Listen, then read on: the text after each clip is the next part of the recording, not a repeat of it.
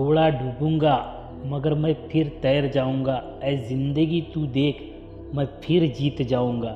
नमस्कार दोस्तों, मेरा नाम है नीलेश। मैं आपको आज एक सुंदर कथा सुनाने जा रहा हूँ। दोस्तों, यह कथा है एक तांत्रिक बाबा की। एक गांव के पास घने जंगल में एक तांत्रिक बाबा रहता था। उसे अपनी विद्या पर बहुत ही ज़्यादा घमंड था। उसका कहना था कि उसकी विद्या से वह किसी को भी मार सकता है और किसी को भी काबू कर सकता है, किसी को भी दिमाग में घुसकर उसे पूरी तरह से काबू कर सकता है। कुछ समय बाद वह ग्रामीण इलाकों के लोगों में समझ आ गया कि जवान लोगों को तांत्रिक अपनी विद्या से काबू करके ख़त्म कर रहा है।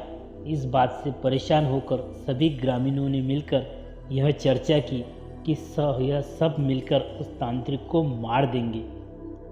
इस योजना के अंतर्गत एक दिन सभी ग्रामीण मिलकर तांत्रिक बाबा के घर पर पहुंच गए और उस समय तांत्रिक किसी पूजा में बैठा हुआ था। इसे अच्छा मौका समझते हुए सभी ने उस पर हमला बोल दिया और उसे मार मार कर अधमरा कर दिया और वैसी ही स्थिति में उसको चौराहा के पेड़ पर लाके बांध दिया और उसको पीछे से आग लगा दी।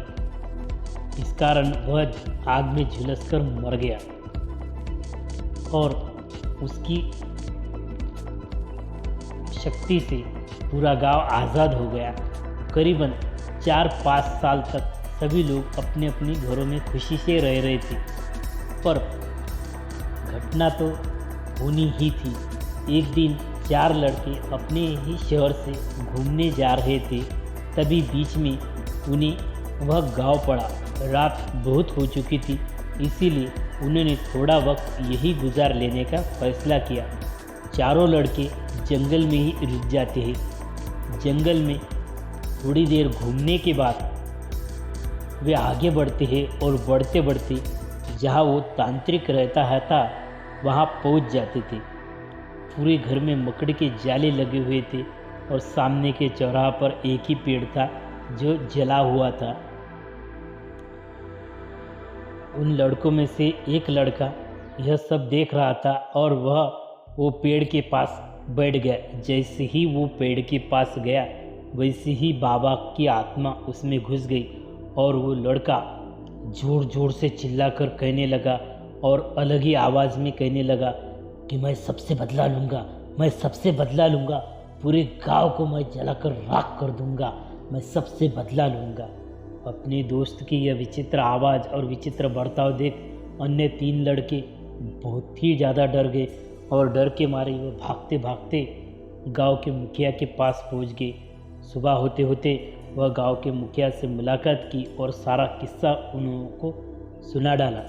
सबसे पहले तो मुखिया ने उन लड़कों पर बहुत चिल्लाया, बहुत गुस्सा किया, लेकिन फिर पूछा कि तुम लोगों को किसने कहा था वहाँ जाने के लिए। मुखिया को गुस्सा करते देख उन लड़कों ने कहा कि आप हमें माफ़ कर दीजिए, लेकिन हम अपने दोस्त को बचाना चाहते हैं क्योंकि वो बहुत मुश्किल में है। तब थोड़ी देर बाद सोचने के बाद मुखिया ने कहा ठीक है, गांव की एक पंचायत बुला लेंगे और उसमें सोचेंगे कि आखिर करना क्या है। अगले ही दिन गांव के मुखिया ने पंचायत बुलाई और उस लड़के के बारे में सभी को बताया। तब उन्होंने वैसा ही किया जैसा मुखिया ने कहा था। मुखिया ने कहा कि वो तांत्रिक की आत्मा जो है उस पेड़ से लटकी है, इसीलिए वह पेड़ के पास जैसे ही वो लड़का बैठा वह तांत्रिक उसके अंदर घुस गया। इसीलिए वो लड़के को उस पेड़ से अलग करना पड़ेगा और उस लड़के को खुद को जलाने की कोशिश करनी पड़ेगी, तभी वो लड़का उस तांत्रिक बाबा से मुक्त हो पाएगा। अगले दिन सबने ये योजना बनाकर सब वहाँ चले गए। जैसे ही तांत्रिक ने वह देखा कि वह सभी लोग उसकी तरफ आ रहे, वह गुस्से से लाल हो गया और जो चीज़ें वहाँ थी वहाँ तूफान आ रहा था, उन लोगों को मारता रहा, वो मार रहा था। तभी उसके दोस्त ने उसे जैसे ही वो लोगों को मारने के लिए आगे जाया वैसे ही उस पेड़ को आग लगा दी। जैसे ही वो पेड़ को आग लग गई वैसे ही तांत्रिक बाबा ने उसे छोड़कर वह पेड़ के पास भागा। पेड़ के पास जैसे ही भागा उस पेड़ को ही जला दिया गांव वालों ने। तभी जाकर उस तांत्रिक की आत्मा को मुक्ति मिली और उन लड़कों को इस तांत्रिक ने छोड़ दिया। कहानी से सीख दोस्तों, हमें हमेशा काम हमेशा ही समझ सोच कर करना चाहिए, साथ ही में दूसरों की सलाह पर भी अच्छे से अमल करना चाहिए, तो ही हमें समस्या से मुक्ति मिल सकती है। Thank you.